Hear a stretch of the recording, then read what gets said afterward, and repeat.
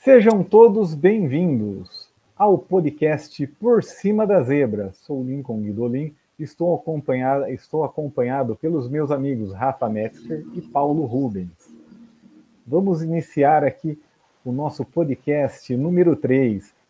Lembrando, não se esqueçam de fazer a sua inscrição no nosso canal do YouTube, assinar as nossas atualizações e deixar o seu like no nosso vídeo. Então vamos dar a largada para a nossa terceira edição. E nessa terceira edição vamos falar sobre o Grande Prêmio da Austrália. E para dar início às palavras aqui, meu amigo Paulo Rubens. Vai lá, Paulão. Olá, amigos. Prazer estar aqui com vocês mais uma vez aí, dividindo a pista, tá? Sempre um grande prazer. Olá, Rafa. Olá, Lincoln. Olá a todos que estão nos assistindo, né? Mais um grande prêmio para a gente poder debater. Um grande prêmio um pouco mais emocionante do que os dois primeiros GPs. Não tivemos, digamos assim, um GP sensacional, mas já foi um GP, pelo menos na minha opinião, um pouco mais plausível para a gente assistir, com um pouco mais de pega, uma emoção um pouquinho maior, né? Resumindo rapidamente, o GP da Austrália, tivemos alguns acontecimentos ali que depois a gente vai debater no longo do programa ali, na questão do chassi ali da Williams, grande problema, né? No Grande Prêmio, rapidamente, foi um Grande Prêmio que nós tivemos uma largada limpa, sem nenhum incidente, todo mundo se respeitando, todo mundo muito próximo, mas sem nenhuma batida. Logo no começo tivemos problema com o Max Verstappen, que já solucionou a nossa dúvida do último programa, se a Red Bull iria ou não vencer todos os GPs. A gente já teve a resposta, não vão vencer todos os GPs. Isso acaba sendo até bom para a equipe, para tirar um pouco da pressão, né? E também ver a Ferrari vencendo, deixar os tifoses felizes, né? E no grosso modo, o GP foi, na minha opinião, pelo menos bem disputado ali no questão do segundo, terceiro, quarto. O Leclerc ficou ali embolado com as McLarens ali, né? Tivemos uma boa disputa. Acredito que a gente tem que ficar de olho, que eu acredito muito que a McLaren tende a crescer, e McLaren e Ferrari ali eu acredito que vai ter disputa sim, né? E ali no meio para trás ali, que eu posso falar rapidamente para a gente poder continuar, um destaque muito positivo para a Haas, que conseguiu pontuar com os dois pilotos, fizeram uma corrida consistente, aproveitaram a oportunidade, o infortúnio dos outros, né? Conseguiram se colocar numa boa posição.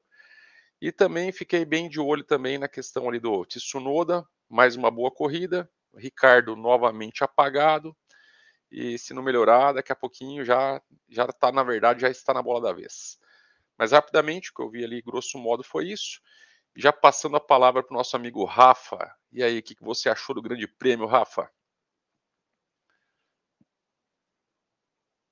Bom, boa noite, pessoal, tudo bem? Espero que tenham curtido aí os dois primeiros episódios, espero que curtam também esse, e vamos falar um pouquinho sobre GP da Austrália, né?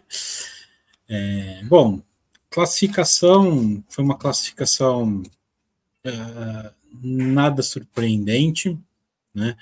A gente teve lá Verstappen, o Sainz, que anda muito bem, tá andando muito bem, né?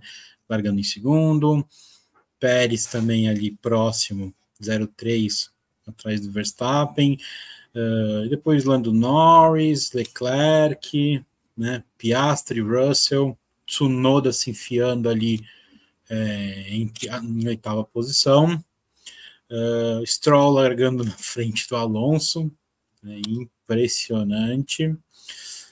Esse menino vai longe. Hamilton em 11º, decepção total Hamilton esse ano. Albon, Bottas, andando lá atrás, aí a turma da Alpine também, lá pro final e o Ricardo também largando em penúltimo. Como o Paulão falou, a surpresa maior do Qualify foi o fato da Williams não usar os dois carros, né? Isso foi talvez a maior surpresa da classificação. Como é que uma equipe como a Williams, na terceira corrida do campeonato, ainda não tem um terceiro chassi, né? E vão ter dor de cabeça para o Japão, né? Já falaram que o chassi do álbum vai ser remendado, tá? Porque não tem um terceiro chassi pronto. Falando da corrida, concordo com o Paulo, a corrida é um pouquinho mais emocionante, né? Talvez aí por conta da quebra do Verstappen, né? Um problema que no freio, né? Um superaquecimento de freio muito estranho para o início de corrida, provavelmente alguma sujeira ali que entrou nos dutos de resfriamento do freio, né? Provocando até algumas cenas interessantes, né? Ele entrando nos boxes e aquela calota explodindo ali, sendo lançada na parede com aquela fumaça preta, plasticamente ficou bem interessante, né? Outros pilotos tiveram problema também com sujeira nos dutos do freio. Agora eu não vou me lembrar quem, mas parece que teve algum piloto que teve um problema de uma sobreviseira que entrou num dos seus dutos de freio, mas também não causou grandes problemas como ocorreu com Verstappen. Hamilton também quebrando, né? Na transmissão eu achei que ficou muito claro que era problema de câmbio, mas ele falou que foi um problema de motor. Pela imagem e pelo áudio, na hora eu achei até que fosse um problema de câmbio. Mas na entrevista ele disse que foi problema de motor. Tá? Isso abriu um leque de oportunidades para o segundo pelotão. Né? Então, Verstappen fora, Sainz já estava vindo com muito mais ação desde a largada. Né? A primeira volta, o Verstappen abriu 0,9 do Sainz. E aí depois o Sainz se aproximou muito rápido, provavelmente reflexo ali desse problema que o Verstappen estava enfrentando com os freios, e logo na sequência ele já ultrapassou, aliás, uma bela ultrapassagem por fora, que aquela curva lá, ela é chata para fazer, e no final ela tem uma freada, mas não é uma freada, você dá uma triscada no freio ali só para alinhar na entrada da curva, porque você tem que entrar à esquerda e depois à direita, né? Mas foi uma bela ultrapassagem do Sainz. Tá? Bom, e aí a gente teve a corrida transcorrendo aí sem maiores problemas. Por alguns instantes eu achei até que o Leclerc ia colar no Sainz e a Ferrari ia mandar eles trocarem posição. Graças a Deus isso não aconteceu. Né, a gente fica feliz aí, Ferrari 1-2, o Sainz foi muito mais merecedor que o Leclerc da vitória. Norris, terminando no pódio, também fez uma atuação boa, e eles chegaram praticamente juntos, né, o Sainz e Leclerc. O Sainz até deu uma esperada no Leclerc para saírem juntos na foto, né, 2 segundos, ponto 3, o Norris já quase 6 segundos, mas ainda próximo dos dois, né? E depois um abismo, né? Piastri 35 segundos atrás, o Pérez, uma decepção, né? 56 segundos atrás, quer dizer, como que uma Red Bull chegou quase 1 minuto atrás do vencedor? Eu vou pedir aqui só uma parte, Rafa. Opa! Porque teve uma notícia informando que o Pérez teve um dano no chassi durante a corrida. Então, boa, não estava sabendo. Que em tese explicaria, mas também não justifica, né? Porque poderia ter ido melhor. Dano no chassi, para mim, é que nem problema hidráulico. Pode ser um monte de coisa, né? Mas, ok, então tem uma justificativa que eu não sabia, então digamos que isso ameniza um pouquinho a situação do Pérez aí de quase 1 minuto atrás do Sainz, né? E no fim, a gente teve o Alonso, né? Enfim, o Alonso, na verdade, não terminou em sexto, né? Ele foi penalizado, ele chegou, se eu não me engano, em 8º, não foi isso? Pode me corrigir se eu estiver falando besteira. Fazendo ali 20 segundos, isso. Fazendo ali um break test na última volta, e o coitado do Russell se perdeu todo.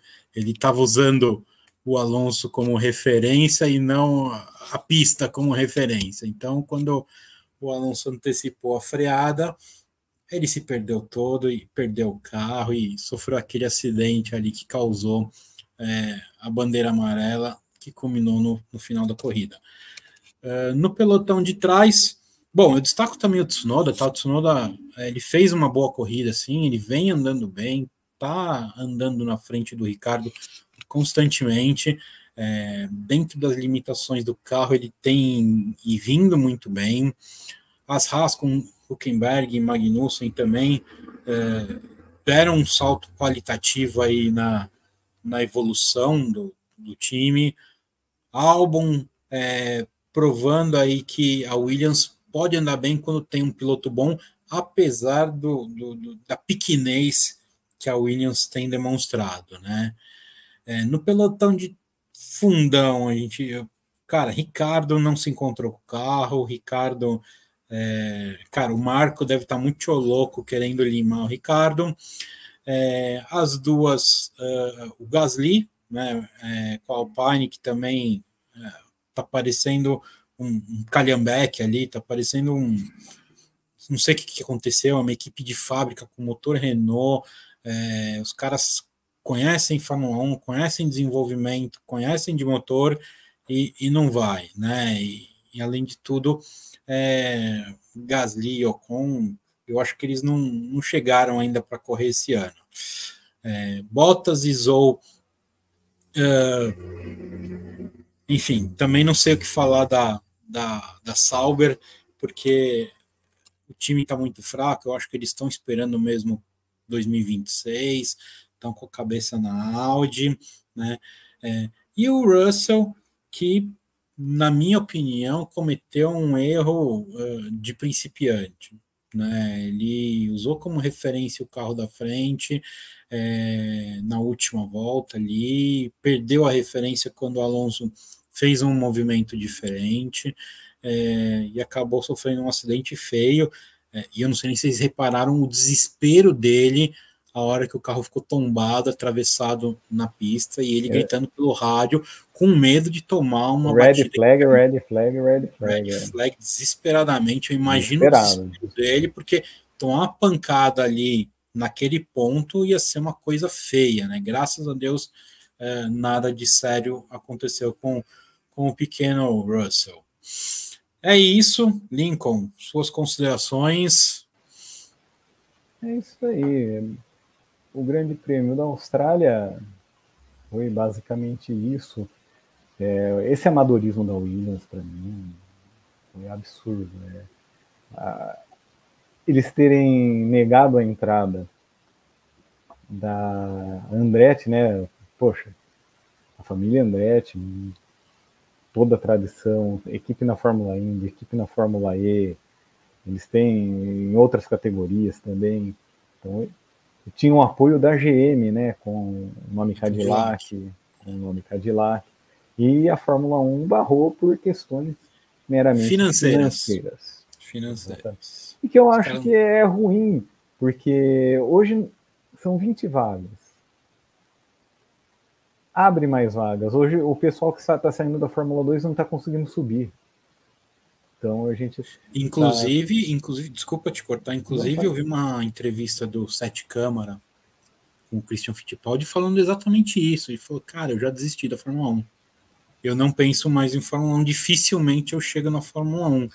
E é um cara que há 2 anos atrás era super cotado. Reserva da Red Bull. Isso, e era super cotado para assumir o assento da Red Bull. Mas, cara, não tem oportunidade, não adianta.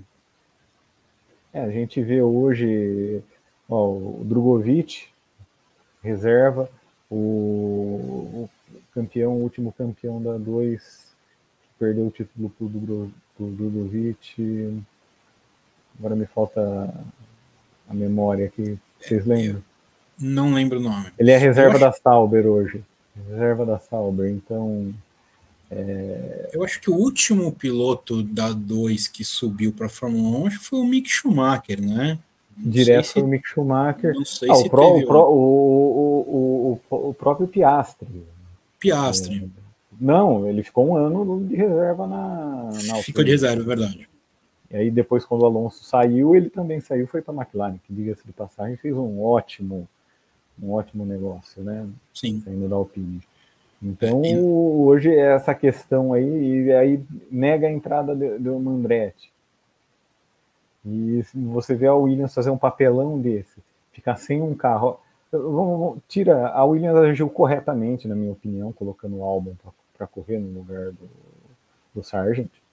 Não tem nem o que questionar isso daí.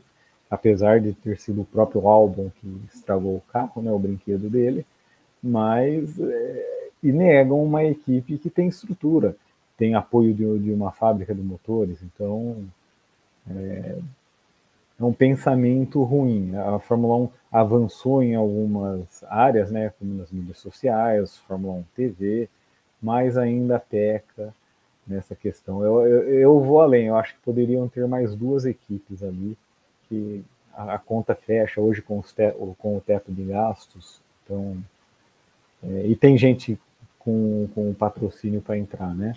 Mas precisariam ser duas equipes com um projeto decente, o que me parece que a Andretti tinha, né? Porque a última vez que eles fizeram isso foi quando eles colocaram a Marussia, a Caterham e a que virou Lotus depois, né? A Caterham, a Marussia e a que era Campos, que o Espanha. Que foram 3 equipes sem planejamento total. E só entraram por conta dos motores Cosworth. Isso porque a Campos ela tem know-how de competição, ela é muito, inclusive ganharam a corrida de Fórmula 2, né? Eles são muito fortes na 2, mas Fórmula 1 tem que ter um projeto muito bem estruturado. Me parece que a Andretti tinha, sim, né? Eles são racers, né? Os Andretti são racers, né? São aqueles caras que respiram automobilismo, né? Pai, né? O senior lá, o Mario Andretti, o Michael Andretti, o Marco Andretti. Então, desde Mario Andretti, acho que todo mundo da família pilota. Eles ganham, quando nascem, eles ganham numa mão um chocalho, num outro uma miniatura de um carrinho, porque os caras são racers total, os caras são automobilismo 24 horas por dia. Então eles tinham assim um apoio de uma GM que, nada mais é que uma das grandes, né, das 3 maiores montadoras do mundo, né? GM, Volkswagen e a chinesa lá que domina a bagaça toda, né? E tem as japonesas também, né? A Toyota e a Honda, que também são muito, muito fortes. Mas é isso mesmo, você falou bem, aí, eles ganham num lado, mas eles pecam muito em amadorismo num outro ponto, né? Exatamente. E propriamente, agora adentrando ao Grande Prêmio da Austrália, tirou a nossa dúvida, né, até no último podcast, falando, será que o Verstappen vence todas as corridas do ano? Acabou, não. E ainda eu falei, tomara que a Ferrari vença uma, né, que é a nossa grande esperança. E a Ferrari já fez a parte dela, foi ali com o Carlos Sainz, o Leclerc foi bem, mas o Sainz em alguns momentos é um piloto mais centrado que o Leclerc, né? O Leclerc tem mais velocidade que ele, mas o Sainz me parece ser um piloto mais regular que o Leclerc. Então, e ainda bem que a Ferrari não cometeu o erro. Não. Se a Ferrari tivesse invertido as posições, hoje o Leclerc seria líder do campeonato. Então... Agora eu fiquei pensando, né? Que coisa, né? O Sainz de aviso prévio é um cara, é um bom piloto, é um cara que tinha potencial para ajudar a Ferrari, né? A evoluir junto com o Leclerc, e foi trocado por um Hamilton que eu entendo que ele já entrou na descendente ali. ele já não está mais tão focado, tão obstinado como ele estava antes. Não sei se por conta do carro que ele vem enfrentando, mas eu acho que todos os grandes pilotos, eles chegam num determinado momento, quando eles atingem ali o auge, e eles começam a iniciar uma parábola, né? Isso aconteceu muito claramente com o Schumacher, né? Inclusive quando o Schumacher voltou para a Fórmula 1 na Mercedes, que ele só tomava pau do Rosberg, né? Então ele já estava num nível onde ele já não conseguia mais ser o Schumacher que ele era dos áureos tempos. E eu tenho pensado muito se de repente o Hamilton não está enfrentando esse momento. Mas aí é um sonho, né, de pilotar De pela ambos. Ferrari. Não. É marketing, né? Todo piloto quer andar pela Ferrari. Então a gente não sabe o que será. Que a Ferrari está com um carro melhor, óbvio que está mais próximo da Red Bull, e muito se falava ali que estaria bem próximo mesmo, né, na Austrália, mas não tivemos a oportunidade do embate, né, direto. Durou 2 voltas a corrida do Verstappen. Bom, Paulão, tem mais alguma coisa, Rafa? Desculpa. Não, imagina, não precisa se desculpar, não. Eu ia passar para o Paulão para ele fazer mais algumas considerações aí sobre o Grande Prêmio. Estão me ouvindo? Opa. Estamos te ouvindo. Então, basicamente é isso. Não tem muita coisa a acrescentar. A questão ali o pessoal falando do Carlos, realmente ele foi muito bem. A ultrapassagem que ele fez em cima do Verstappen realmente foi muito boa. Curva de alta velocidade, arriscou bem. O pessoal ainda não sabia que o Verstappen estava com problema no carro. E, no mais, conseguiu manter ali a constância, né? Em determinado momento o Leclerc até chegou próximo, mas era aquela questão do pneu novo e tudo mais, mas depois ele voltou a abrir, né? E eu acredito que no restante da temporada ele vai dar bastante trabalho para o Leclerc. O Leclerc já está com a cabeça um pouco bagunçada, ele não sei se ele absorveu bem a questão da Ferrari trazer o Hamilton, né? Discordo um pouquinho com o Rafa na questão do Hamilton aí. Eu acredito que ele deva ter uma motivação extra para sentar no carro da Ferrari.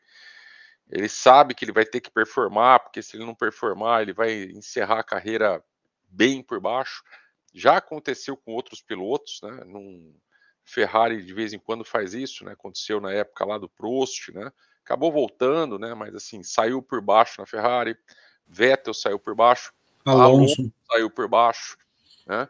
Então a gente sabe que a Ferrari é uma máquina de moer piloto, né? Mas eu acredito que o Hamilton sabe dos desafios ali, ele sabe que não vai ser fácil, mas é um pouco do sonho, né? E se der errado, deu errado, e se der certo, ele sai como herói, né? Sai como herói dos tifose, né? Falou tudo. Se der errado, bom, perfeito. Não vai 7 fazer. títulos mundiais, já 103 vitórias. Se ele vencer pela Ferrari, aí. Mas sinceramente, eu tenho uma esperança. Claro que tem um pouco de negócio de, né, eu sou torcedor, né, eu gosto, sempre apoio. Eu também sou torcedor do Hamilton. Isso. Então, assim, eu espero mesmo que ele venha com vontade, venha com gana. Para 2025, eu ainda acredito que vai ficar mais o mesmo e tal. É mais voltado para 26, novo regulamento, embaralhar a carta de novo. Vamos ver o que vai acontecer, né? Mas, assim, resumidamente, assim, para não alongar muito na questão do GP ainda, falando um pouquinho, que eu falei um pouquinho da Haas, né, que surpreendeu, e o destaque negativo, como vocês já falaram ali também, sem também prolongar muito, é a Alpine, que parece que não se encontrou esse ano, já não se encontrou ano passado, né, demitiu o chefe de equipe, achou que ia resolver o problema, mas pelo visto não era o chefe de equipe que era o problema, né? Continua a ladeira abaixo, e pelo que eu tenho visto aí, os acionistas já têm falado bastante de se vai continuar a cooperação na Fórmula 1 ou não, né? O pessoal começa a pressionar bastante, porque para fechar o grid acaba não sendo vantajoso para a imagem da marca, né? Então tá bem complicado lá, não imagino. Os pilotos já não são muito amigos, né? O pessoal já não tem um histórico muito bom, e fechando o grid péssimo, né? E como o Rafa também pontuou, a questão da Kiki, acho que é Kiki Sauber, é isso? Quick Sauber, não sei. Steak Sauber, né? Isso. O pessoal tá tendo dificuldade tremenda ali. Eu acho que eles vão basicamente passear até a chegada da Audi ali na frente. Quem sabe com o Carlos Sainz, eu tenho bastante esperança que eles dê um lugar para ele, porque ele está merecendo, né? Depois da ótima corrida que ele fez, né? E nas considerações do GP é isso. E falando rapidamente, sem prolongar muito, na questão do chassi reserva da Williams, isso eu acho que a Fórmula 1 deveria parar para rever esse ponto, porque fala que é questão de economia, mas o espetáculo perde muito, né? Eu sou da época que tinha lá o carro reserva no box, lá preparado para o piloto bater no cinto, o carro quebrou o câmbio, pula no carro reserva, sai e tal. Os dois pilotos podiam acabar usando, no final das contas, né? Então, assim, eu acho que o público perde muito com essa questão aí de não ter um carro reserva, e o pessoal nem levar o chassi para a etapa, isso aí foi assim, para alertar Paulo, realmente. Sim. Que trouxessem o chassi do ano passado. Inclusive naquela corrida. Peça, né, não, mas para encaixar no Lego ali, depois vai ser difícil. Né? E de Lego Lincoln entende, né? Mas é uma alternativa, não tem. Mas foi amadorismo, assim, eu acho que se eles fossem trazer um chassi reserva do ano passado, por exemplo, eles iam ter que trazer suspensão do ano passado, ia ser mais difícil ainda. Mas assim, é o básico do básico, isso aí a FIA deveria ver, falar, olha gente, vocês estão disputando aqui no final de semana, vocês pelo menos um chassi lá no motorhome vocês têm que ter, senão não tem condição. Não tem como. Aí ainda mais um circuito de rua ali, né? Tudo bem que tem retas legais e tudo mais. Mas assim, é o muro do lado da pista, né? O muro tá ali, o pessoal tava passando 9 centímetros do muro ali, uma hora pode pegar um óleo, uma areia, uma turbulência do carro da frente, enfim. Não levar um chassi reserva foi assim, o básico do básico, horrível. Eles não levaram porque eles não tinham, né? Esse é o fato. Então, mas aí que eu falo, Rafa, não é que eles deixaram um chassi na fábrica, eles ainda não prepararam o chassi. Então, mas isso tem que ligar um alerta na FIA. Sem e dúvida. Falar assim, gente, isso aqui tá errado, a gente tá com corte de orçamento, a gente tá brigando, mas eles não estão fazendo o mínimo. Eu até brinquei, tipo, a mesma coisa que um tenista vai disputar a final do Grand Slam, ele leva uma raquete só, estoura a corda da raquete dele, ele perde o campeonato, ele não joga mais. Acaba o jogo. Porque não tem outra raquete para jogar. Aí o público tá lá. Final da Copa do Mundo, fura a bola, não tem bola reserva. Não tem uma bola reserva. Você entendeu? Chutou a bola para fora do estádio, acabou a bola. Acabou o jogo. Não faz sentido. Então, assim, isso tem que ligar um alerta no pessoal para que não se repita. Eu imagino pro Sargent, deve ter sido horrível, ele não fez nada de errado e falar, você não vai correr. É claro que a gente entende ali no final das contas, ele sabe que brigar com a equipe não vai adiantar nada, se brigar, o pessoal fala, nem vai pro Japão então, vamos botar o piloto reserva no carro. Então assim... Mas que balde de água fria, né? Um balde de água fria. Tá, mas eu espero que isso mude, mas eu não tenho esperança de ver isso, porque a Fórmula 1, nesses quesitos, assim, eu vejo que eles olham para um lado bem diferente do que o público, o torcedor, tende a querer. Eles olham lá mais para o lado comercial, obviamente, e o básico, isso daí é o básico, gente. E resumidamente é isso. Mas vamos seguir a pauta, Lincoln. Exatamente. A bola está com você. Só para finalizar aqui, vocês falaram da Alpine, né, de venda e tal, e realmente é a única equipe que usa o motor Renault. Só eles. A Honda deu o salto de qualidade quando fechou com a Red Bull e teve o motor nas duas equipes. Porque aí podia testar em uma, em outra, e hoje está complicado ali. Então, voltando à pauta aqui, só para terminar, vamos ao resultado final do Grande Prêmio da Austrália. Carlos Sainz, em primeiro lugar, seguido por Charles Leclerc, dobradinha da Ferrari. Em terceiro, Lando Norris. Em quarto, Oscar Piastri. Em quinto, Sérgio Pérez. Em sexto, Lance Stroll. Meu garoto. Em sétimo, o glorioso japonês que vai correr em casa na próxima corrida, Yuki Tsunoda. Alonso punido chegou em oitavo. E depois, em nono e décimo lugares, Hülkenberg e Magnussen da Haas. Continuando, em 11º, o Albon com a Williams 12º, Daniel Ricciardo. Pierre Gasly fez um 13º lugar, seguido por Bottas e Zhou, 14º e 15º lugar. 16º, Esteban Ocon. 17º, o Russell. E 18º, o Lewis Hamilton. Em último lugar, Max Verstappen. 20º a gente colocou aqui, mas Logan Sargent nem participou da corrida, não classificou, que cedeu seu carro ao Alex Albon. Então esse é o resultado do Grande Prêmio da Austrália. Agora vamos seguir para a classificação do Mundial de Pilotos. E aqui nós temos a seguinte classificação. Apertou. O Verstappen, que na última corrida estava bem tranquilo na primeira posição, continua com os 51 pontos, seguido de perto por Leclerc com 47. Em terceiro lugar, Sérgio Pérez com 46 pontos. Logo atrás, Carlos Sainz com 40 pontos. E uma corrida menos. Uma corrida menos, exatamente. Logo atrás, Oscar Piastri em quinto lugar com 28, Lando Norris 27, Fernando Alonso 20, Russell 18, Hamilton apenas 8 pontos. Um pontinho à frente do Lance Stroll com 7. E ainda quem pontuou, o Berman de Ferrari fez 6 pontos na Arábia Saudita, Tsunoda tem 4 pontos, Hülkenberg 3 e Magnussen 1 ponto. Esse é o Mundial de Pilotos. No Mundial será que o Sargent vai conseguir a proeza esse ano de ficar em 21º de novo? Não é difícil. Não é difícil. Seguindo aqui o Mundial de Construtores, a Red Bull, que liderava tranquilo, também agora 97 pontos, segue na ponta, mais seguido de perto pela Ferrari com 93 pontos. Vamos, Ferrari! McLaren 55 pontos, Aston Martin em quarto lugar com 27 e a Mercedes com 26 pontos no quinto lugar. A Racing Bulls com 4 pontos, em sétimo lugar a Haas com 4 pontos e sem pontuar Williams, Sauber e Alpine. Essa é a classificação do Mundial de Construtores até o presente momento. A Haas deu um salto muito grande e o Williams, Sauber e Alpine tem que trabalhar mais. Dessas aqui eu vejo a Williams com um pouco mais...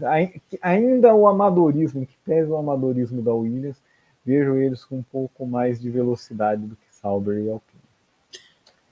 Concordo. Então esse é o resultado do campeonato da Fórmula 1. Seguindo aqui a nossa pauta do dia, vamos passar para falar sobre a Fórmula 2.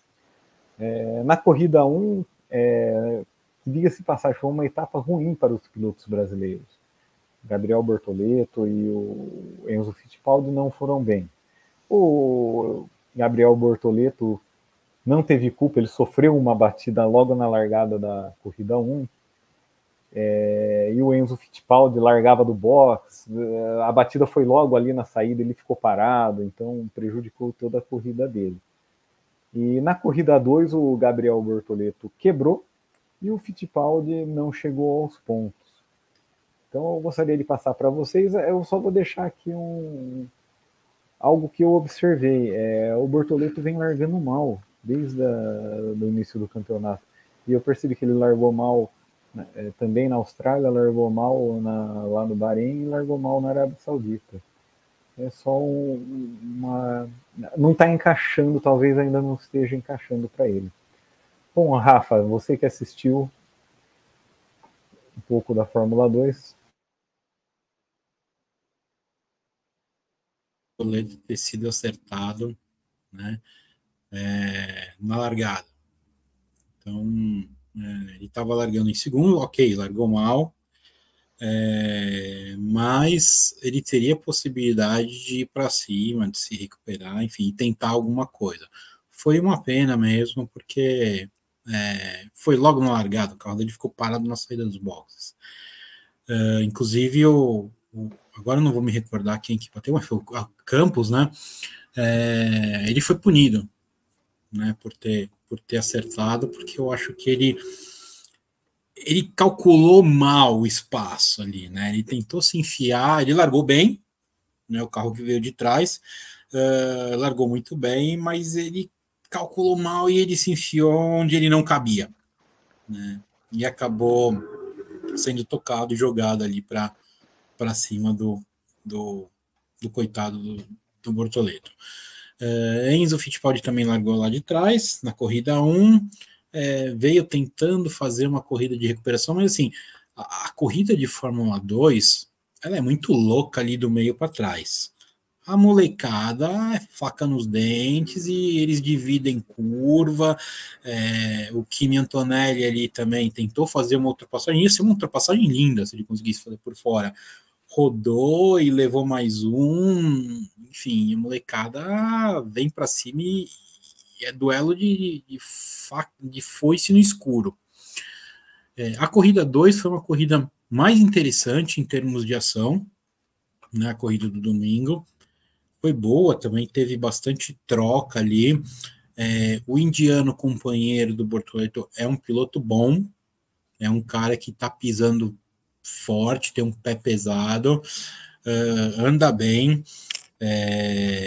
e ele acabou se distanciando um pouquinho do Bortoleto em termos de performance, né? Então, Bortoleto, sim, ele precisa dar um up ali. Ele é um moleque novo, ele tá começando agora, é só o terceiro final de semana de corrida dele na Fórmula 2, mas ele precisa, sim, dar uma melhorada, uma evoluída na largada, e começar a ter um pouquinho mais de ritmo de prova para começar a andar pelo menos próximo do companheiro dele, né? Então, mas de modo geral é o que você mesmo falou, Lincoln, é um final de semana para os brasileiros esquecerem, né, na Fórmula 2, esperar aí o próximo final de semana. No Japão eles vão correr também, eu não me lembro se eles vão correr, a Fórmula 3 que não vai correr, né?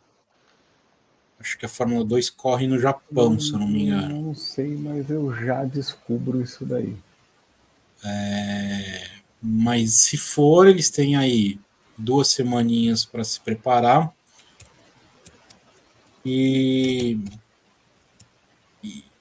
vamos que vamos, né? Eu acho que potencial eles têm. Tanto o Enzo como o Gabriel são excelentes pilotos, estão com carros bons, né? Tem potencial aí para poder andar no pelotão da frente, tá? Então a questão é ganhar consistência mesmo, ganhar ritmo de corrida e consistência. No Japão é apenas a Fórmula 1. Fórmula 1 no Japão. Provavelmente eles só vão voltar na Itália, não. Deixa eu ver aqui, Emília Romana não. Também, deixa eu ver, China. Bahrein, Arábia Saudita, Austrália, Azerbaijão, próxima corrida. Deixa eu ver aqui.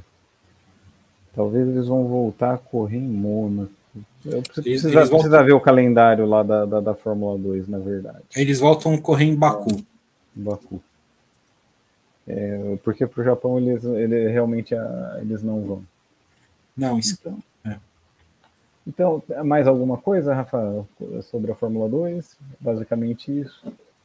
Não, eu acho que é isso mesmo. Paulão? Sem nenhum complemento, eu só vi os melhores momentos da corrida da Fórmula 2. Realmente nossos brasileiros não tiveram uma boa sorte nessa corrida, mas natural, campeonato longo. Então, sem nenhuma complementação extra, o Rafa foi muito bem, podemos seguir a pauta. Só me permite uma correção, a próxima etapa é em Imola, tá? Eles não correm em Baku, tá. É em Imola. Imola. Então isso. Quando voltar, porque agora vai para o Japão, depois acho que, salvo engano, China, e depois Imola. Imola, depois Monte Carlo.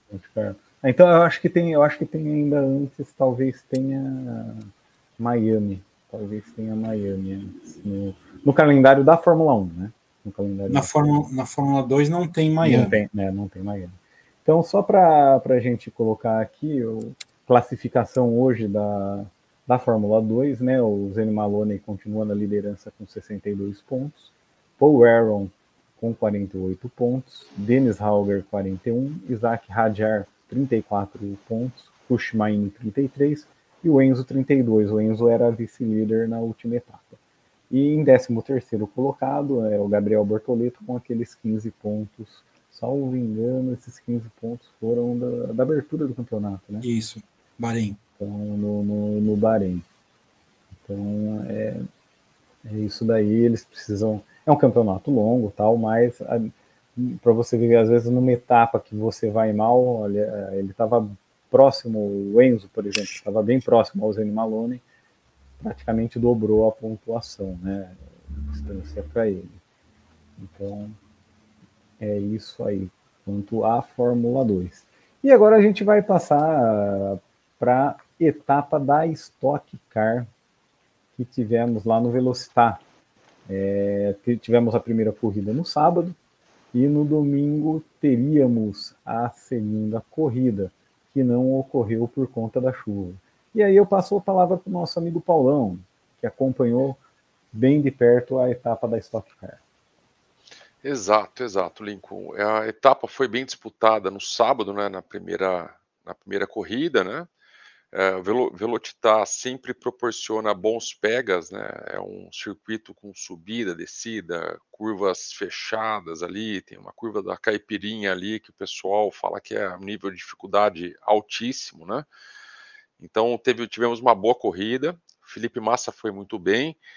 Era para, se tudo corresse bem, não tivesse nenhum problema, era para o Alan Kodair ter levado essa, o japonês voador, né? Voltou a se encontrar, né? Ele passou umas temporadas aí um pouquinho perdido ali, não estava se acertando com a equipe, mas agora a Blau Motorsports vieram com tudo, quase fizeram uma dobradinha, só não fizeram a dobradinha porque tiveram um problema com o Alan, me parece que ele teve um problema com o volante ali, com o conector ali, uma coisinha simples ali que não é para dar problema nunca, e deu problema justamente quando o cara estava ganhando a corrida, então acabou perdendo a oportunidade, mas acabou sobrando para o Massa, né? E o Massa acabou faturando mais uma, o 5º pódio consecutivo, né? Sendo desses 5 pódios 3 vitórias, então já deu para perceber que ele se encontrou com a equipe, se encontrou com o carro.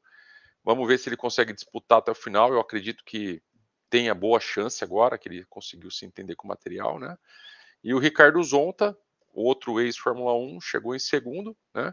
E o outro piloto da Blau conseguiu chegar em terceiro, né? Conseguiu salvar algum resultado para eles, né?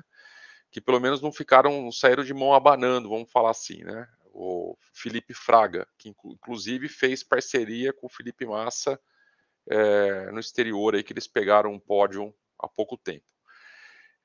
Pro domingo, a gente estava bem otimista para a corrida, para ver o que ia acontecer. Quando eu liguei a televisão ali para acompanhar, estava uma chuva danada. O pessoal começou a pensar em postergar 10 minutinhos a largada para ver se melhorava as condições, né? Sempre lembrando na segurança do piloto em primeiro lugar, segurança do público, todo mundo que trabalha ali, né? A gente sabe que com muita chuva as coisas podem sair do controle, né? E aí foram postergando mais 10 minutos, mais 10 minutos, e aí até que chegaram na conclusão que estava impraticável, a chuva, ao invés de diminuir, acabou aumentando, acabaram cancelando a etapa, que eu achei que foi uma boa coisa a se fazer ali, perante as circunstâncias que a pista estava apresentando, né? Eu achei sensacional a saída que eles tiveram de, ao invés de simplesmente cancelar a etapa, na próxima vez que eles voltarem lá no Velocitar, que me parece que vai ser no final de abril, ao invés de ter 2 corridas, vamos ter 3 corridas no final de semana. Então, o campeonato não vai perder nada. Essa corrida que foi adiada vai acontecer lá com a mesma posição de grid, então ninguém vai sair prejudicado. Então, foi só questão realmente de segurança. É claro que para o público que está lá tomando chuva, como a gente já passou muito por isso, né? É um pouco frustrante, mas a gente tem que saber e entender que, no final das contas, a segurança de todo mundo é o ponto principal, né? Sempre tem o amanhã para a gente poder disputar mais uma corrida, né? E no mais foi isso. O Rubinho acabou batendo na corrida 1, não conseguiu completar. E no mais, assim, os meus destaques foram esses aí. Sinto muito aí pelo japonês voador, mas torcendo para que numa próxima ele consiga pegar um pódio. É isso aí. Passo a bola para o Lincoln. É isso aí, Paulão. A Stock Car agiu corretamente. Aquele carro já tem um problema de visão sem chuva, né? É um carro complicado. Então, com chuva, vai embaçar por dentro ali. Eles utilizam alguma coisa ali para diminuir um pouco, mas, poxa, pensa na segurança. Tudo bem, o público ali tomou chuva e tal, mas vão refazer a corrida que foi corretamente. Se não me engano, a Indy fez isso daí uma vez, mas eles foram além. Teve um acidente, agora eu não me lembro a etapa, mas foi num oval. Eles continuaram a corrida depois de alguns meses da volta que parou. Coisa de Indy. Coisa de Indy, coisa de Fórmula Indy. Que, diga-se de passagem, esse final de semana fizeram uma etapa fora do campeonato, né? Meio bizarra, assim. Um regulamento maluco. Davam 2 baterias de 10 voltas. Aí depois fazia uma corrida com 20 voltas, mas com bateria de novo. Dava 10 voltas, parava nos boxes, mexia alguma coisa no carro. O Pietro Fittipaldi acabou desclassificado porque não tinha enchido o tanque, acho que falhou na hora de encher o tanque, e aí não podia reabastecer. Mas valia um dinheiro ali, tinha alguns patrocinadores, tanto que não valeu para o campeonato. Era numa pista particular de um condomínio. Era dentro de um condomínio de milionários. Lá na Califórnia, exatamente. Isso daí. Então, até dar um pitaquinho aí sobre a Indy, mas basicamente foi isso. Mas a Stock Car, voltando à Stock Car, acertaram na decisão. Falaram que tinha, como ela tem elevações, né? Tinha um local lá que corria água de uma forma que formava um rio na pista, né? E o carro passando a velocidade lá abaixo, não ia dar certo. Realmente tomaram a decisão correta. Então agora a gente vai passar para o nosso bolão. O nosso tradicional bolão para o Grande Prêmio do Japão de Fórmula 1. Vamos iniciar. Vamos lá, Paulão. Você. Antes disso, você vai lá, lembra Rafa. do resultado do bolão anterior da Austrália? É bom a gente falar sobre isso. Cara, eu lembro. 10º colocado. 11º, né? Era o 11º. Era o 11º. Eu coloquei o Zou. Eu errei. Eu coloquei o Tsunoda também, por conta desse monte de coisa que aconteceu no final da corrida. Eu não consegui cumprir minha meta. Apesar que o Tsunoda ele andou em 8º a corrida inteira. Ele tava bem. Você sabe que eu vou anotar aqui todos os nossos resultados. Aí a gente volta e repassa o resultado, né? Senão não a faz pole, sentido. Acho que todo mundo foi de Max. Todo mundo foi de Max, né? Na pole. Foi de Max. Foi de Max. Eu fui de Pérez. Eu fui de Max, Pérez e Leclerc. Eu fui de Max, Pérez e Leclerc. Errei tudo, né, na corrida. Na corrida. Não, alguém falou em terceiro. Quem que falou que o Norris chegava em terceiro? Alguém falou. Agora eu não me recordo quem. Eu não falei. Será que foi você, Paulão? Não lembro. Eu posso ter falado pro pódio, né? Pro pódio, porque pódio. Porque pro grid não. Então, mas é bom a gente anotar, senão não faz sentido a gente fazer exatamente. Vamos anotar sempre aqui. Caneta palpites na mão. para o Japão, então. Palpites Vamos para lá. Vai lá. Quem quer começar? Paulão? Vamos Você lá. quer o quê? Primeiro, largada? Pole position? Pole position, mais uma vez, Max Verstappen. Bola de segurança, sem muita surpresa. Aí para o P2 aí já começa a ficar interessante, né? Já que o nosso mexicano não está conseguindo acompanhar, está tendo dificuldades com o carro. Então, em segundo, para essa prova específica, vou apostar. Paulão, só o pole. E aí depois corrida 1, 2, 3. Então, só o Max. Max vence a corrida em segundo lugar. Segundo lugar, para essa prova, eu acredito que o Leclerc vá se recuperar, Leclerc.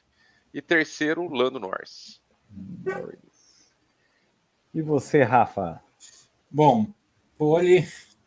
Eu não queria votar no Max, mas eu seria obrigado a votar no Max. Ele é o Papa Pole do ano. Então, pole do Verstappen. 1, 2, 3. 1, 2, 3. Eu vou de Verstappen e dupla da Ferrari, viu? Eu vou de Leclerc e Sainz. Leclerc e Sainz. Bom, vamos lá. O que eu invento aqui, vai? Já devia estar pronto, né? Pole. Max. Não tem jeito. 1, 2, 3. Max. Eu vou copiar você, Rafa. Leclerc e Sainz. Leclerc e Sainz. E agora tem a posição da zebra, né? A Posição nossa da zebra. famosa posição da zebra. Vai, escolhe. Quem quer escolher a colocação? Oitavo. Oitavo lugar, vamos lá. Oitavo lugar.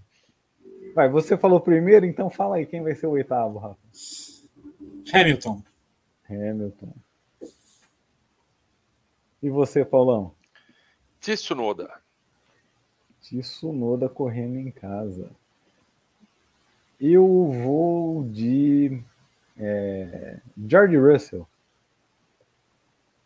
Se ele não bater na última volta de novo. Pode voltar nesse tema, né? Russell, o batedor da última volta, né? Tadinho, ele se assustou com o Alonso. E aí pergunto para vocês acham que o Alonso foi sacana ou não? Foi. O Alonso é esperto. Tem um frame. Ele foi malandro, mas eu não acho que ele foi desleal. Tem um frame que tiraram com a velocidade do carro do Alonso na volta anterior e na volta seguinte.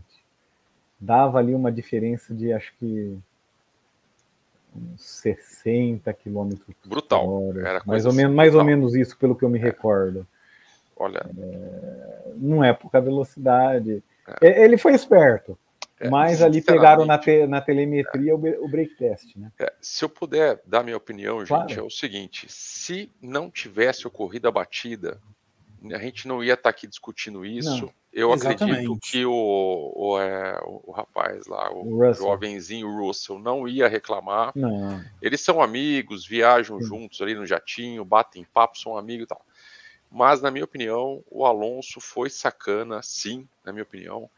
O Alonso, ele vem da escola que ele teve na época lá do Schumacher, né?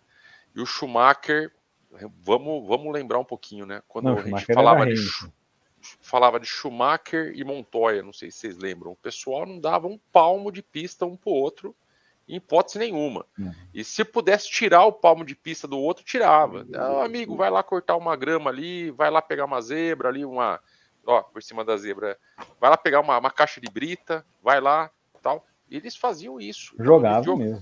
Jogavam duro. Então, e o Schumacher pegou isso lá no finalzinho da carreira, lá da turma ali de Senna, Prost, Mansell, ele chegou a correr com a turma. Sim, e aquela turma Schumacher. Lá não tinha nenhum flor que se cheire, o pessoal, todo mundo ali jogando duro. Então, na minha opinião, o Schumacher aprendeu lá atrás, ensinou o Alonso pegou esse negócio de jogar duro e levou para frente. Agora, esse negócio que ele fez ali, que nem o pessoal falou, numa curva ali super complicada, o que ele fez ali, eu escutei, até mandei para vocês depois no particular ali, o ronco do motor muda, que ele dá um tapa no freio, depois para, depois volta. Ele realmente fez uma jogada totalmente diferente para confundir o que vinha atrás. Mas no ponto que ele fez ali, pelo menos para mim, ultrapassou um pouquinho naquela malandragem do tipo, vou frear um pouco antes para o cara matar um pouco da velocidade do cara no final da reta e tal. Ali, lógico que ele não queria. Punido, né? Lógico que ele não queria que o cara capotasse o acidente ali. Tanto que eu acredito que ele foi punido porque o companheiro não terminou a corrida, então ele se prejudicou por não pontuar e prejuízo financeiro. Então, assim, sinceramente, falar assim, não foi sem querer, não, foi por querer sim, ele pensou, ele Não, calculou, óbvio, ele sabia que ele ia dar uma boa atrapalhada ali no Russell, que ele ia conseguir sair mais rápido, o Russell não ia mais pegar ele, ele é um piloto experiente. Se perguntar para mim, cabe isso? Eu ficaria na dúvida e falar assim, cabe, não cabe? Pô, o cara é bicampeão mundial, mais de 20 anos na Fórmula 1 e tal. Para mim, para jogar limpo, eu acho que tá fora. Mas estamos no esporte, a gente sabe que no esporte tem a malandragem, o pessoal dá aquela puxadinha na camisa do colega ali no futebol. Então, assim, é complicado de falar, tá? Assim, mas para mim, se fosse falar para mim, não foi uma manobra limpa, mas que não me surpreende pela escola, que eu acabei resumindo, a escola que ele veio, é isso aí, não tem brincadeira não. Minha opinião, tá? Eu acho que desleal ele não foi. Ele estava dentro da regra, né? O que ele pode ter sido é malandro, assim como você mesmo definiu, Paulo. Outros já foram, Piquet já foi malandro, Senna já foi malandro, Schumacher Prost, já foi malandro, Prost, todos os grandes pilotos têm os seus truques e suas malandragens. O próprio Hamilton já teve as malandragens dele, né? Na época que ele corria com Rosberg ali, quando ele, né? Ele não foi desleal, ele não jogou sujo, na minha opinião. E eu não sou fã do Alonso, tá? Eu não sou apreciador do Alonso como piloto. Mas eu acho que ele fez um negócio que estava dentro da regra e o resultado acabou não saindo como esperado. É o que você falou, se ele não tivesse, o Russell não tivesse batido, capotado ali, cara, a gente nem iria perceber isso, né? Como a consequência veio, a gente está debatendo isso. Agora, cara, é da malandragem você antecipar uma freada, né, para forçar o cara que está atrás de você a meter o pé no freio, dar uma travada de roda, perder o ponto de frenagem. Isso é normal, tá? Então é da disputa. Às vezes você antecipa uma freada para fazer um X, por exemplo, você está numa disputa com um carro do teu lado ali, você antecipa a freada para poder entrar mais lento na curva e sair mais rápido, né? Enfim, eu não sei se justificaria os 20 segundos que ele tomou, cara. E ó, eu não sou fã do Alonso, mas não sei se justifica os 20 segundos, cara. Eu acho que o Russell também teve uma parcela de culpa nesse acidente, quando ele usou o carro da frente como referência e não a pista. Eu acho que ele assustou, hein, Rafa? Ele se assustou. Eu não sei se ele estava mirando ali no Alonso para saber onde que o outro ia frear, cara. Eu acho talvez que ele uma turbulência cara. Ali. E também, não, mas ele tinha como referência a frenagem do Alonso, porque ele estava tentando chegar no Alonso. Cara, mas se for olhar por esse ponto aí, Rafa, ele freou no meio da curva, cara. Se for olhar por esse ponto, cara, tem a malandragem do cara, mas velho. Ele não, por exemplo, não jogou o carro para cima do Russell, né? Ele não fez uma jogada desleal, ele fez uma jogada malandra, sacana, que culminou com um acidente do Russell. Mas desleal, eu não considero que foi um lance desleal. Entendeu? Cara, a minha opinião, não sei. Rafa, se fosse, com respeito à sua opinião, mas se fosse leal, cara, ele continuava acelerando, tentava ir para frente, entendeu? Ele não ia tentar meter o pé no freio no meio de uma entrada numa curva rápida lá. Ele tava tentando se descolar do Russell, né? Ele tava tentando escapar. Tava tentando atrapalhar o outro. Porque no caso, assim, a pessoa. E faz parte do esporte. A pessoa até brinca no caso do automobilismo aí, virtual e tal, tipo assim, quando tem uma pessoa atrás, a partir do momento que você quer fugir da pessoa, você começa a se atrapalhar. Tipo, você tem que fazer o melhor que você consegue, usando o melhor traçado, mas focando para frente. A partir do momento que você começa a querer se preocupar com quem está vindo atrás e tal, daí dá tudo errado. Mas, por exemplo, foi diferente do break test que o Verstappen fez contra o Hamilton, se eu não me engano, Singapura. Aquilo lá foi um absurdo, né? Aquilo lá foi totalmente horrível. Diferente. Aquilo foi um break test. No meio da reta, né? No meio da reta. Aquilo foi um break test. Era por causa da linha do DRS, né? Que ele queria deixar o outro passar, para ele passar não era Singapura, foi na Arábia Saudita. Arábia Saudita? Eu lembro que era uma pista à noite. Dava no limite, né? Para explodir a na estreia da Arábia Saudita. Não, mas ali os dois estavam no auge. Estavam no limite. Da rivalidade. Ali valia tudo, né? Ali valia tudo. Campeonato. Dedo no olho, puxão de cabelo, ali tava. Ali os dois estavam com a faca nos dentes, né? Então, bom, é isso aí. Mas é legal que teve o que a gente discutir aqui.